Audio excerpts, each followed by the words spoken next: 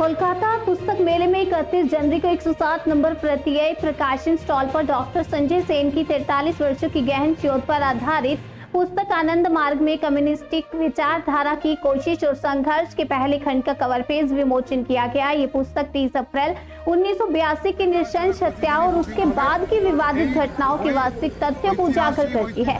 पुस्तक के cover page का उद्घाटन आनंद मार्ग दिल्ली सेक्टर के एजुकेशन इंचार्ज महाराज आचार्य नवरूरानंद और अवधूत प्रसिद्ध साहित्यकार दीपंकर मजूमदार और नेताजी शोधकर्ता अमित दत्ता ने किया। इस अवसर पर लेखक एवं अब नजर के मुख्य संपादक ने कहा कि 23 फरवरी से पहले यह कवर लॉन्चिंग जनता के समक्ष न्याय और मानवीय मुख्यमंत्री का ध्यान आकर्षित करने का एक ट्रेलर है।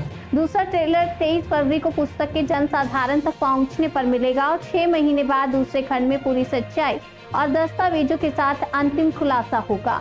महाराज आचार्य नवरूरानंद अवधूत ने कहा कि यह पुस्तक पूरी तरह से तथ्यात्मक और सत्य घटनाओं पर आधारित है। इसके 23 फरवरी को प्रकाशित होने के बाद आनंद मार्ग को लेकर लोगों में व्याप्त कई भ्रांतियां दूर होंगी। वहीं साहित्यकार दीपंकर मजूमदार और नेताजी शोधकर्ता अमित दत्ता ने कहा कि इतने सालों बाद पूरी सच्चाई को सामने लाने का साहस दिखाना एक ऐतिहासिक कार्य है। सबথেকে বড় যে পদলোভী নয় এমন সন্ন্যাসী প্রচুর আছে ভাষার ভারতবর্ষে এই আনন্দমার্গের প্রতিষ্ঠানে রামকৃষ্ণ মিশনও আছে, কিন্তু কিছু বেনজল ঢুকে যাচ্ছে। সেই বেনজলটা পরিষ্কার করার জন্য যদি এই ধরনের খুন রহস্য উন্মোচন না হয়, অপরাধীরা যদি গ্রেপ্তার না হয়, লালা কমিশন কেন 1000টা লালা কমিশন বসালেও কিন্তু হবে না। তাই আমি সাক্ষ্য দিয়ে কমিশনকে বলেছিলাম, পারবেন তো এই বিচারটা ঠিক সঠিকভাবে নিয়ে যেতে।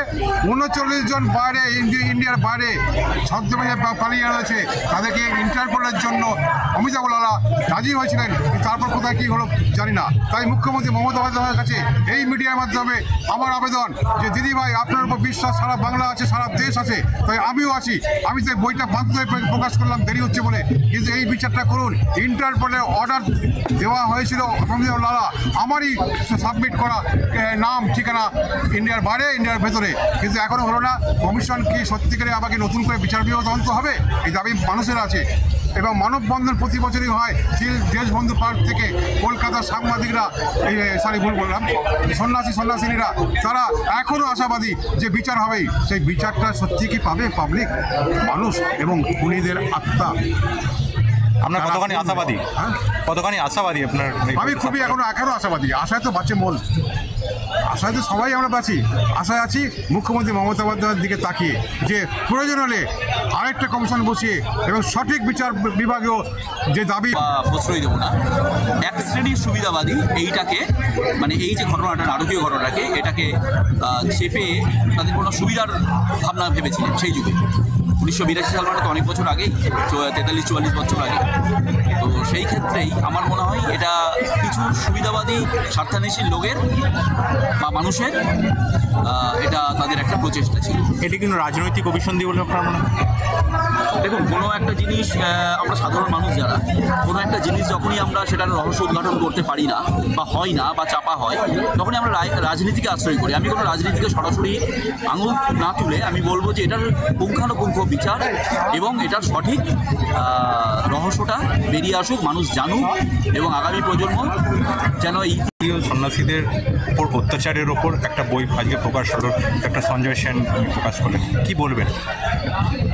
এটাই বলবো যে বিশেষত হত্যা 1983 30 এপ্রিল যে 16 জন সন্ন্যাসী নির্মমভাবে হত্যা হয়েছিল, সেখানে তৎকালীন কমিউনিস্ট সরকারের সময় এবং পরবর্তী যে সরকার এলো, এখানে মমতাজি কমিশন বসিয়েছিলেন এবং তদন্ত হচ্ছে, কিন্তু ধীর গতিতে চলছে এবং জনসমক্ষে সেটা আসেনি এখনো বিষয়টা।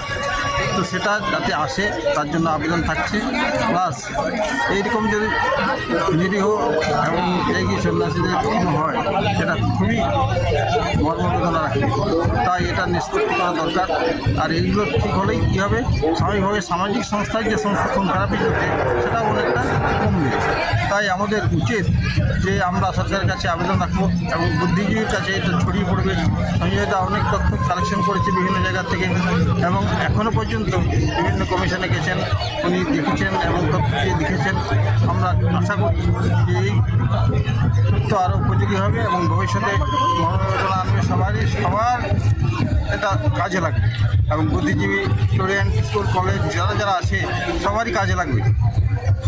আপনার কি মনে হয় এটা কি রাজনৈতিক কোনো একটা অভিসন্ধি ছিল বলে আপনার মনে হচ্ছে, যার তদন্ত অগ্রগতি হচ্ছে না? কোনো রাজনীতি আমি বলবো না, এটা তদন্ত পরিষ্কার হয়ে আসছে।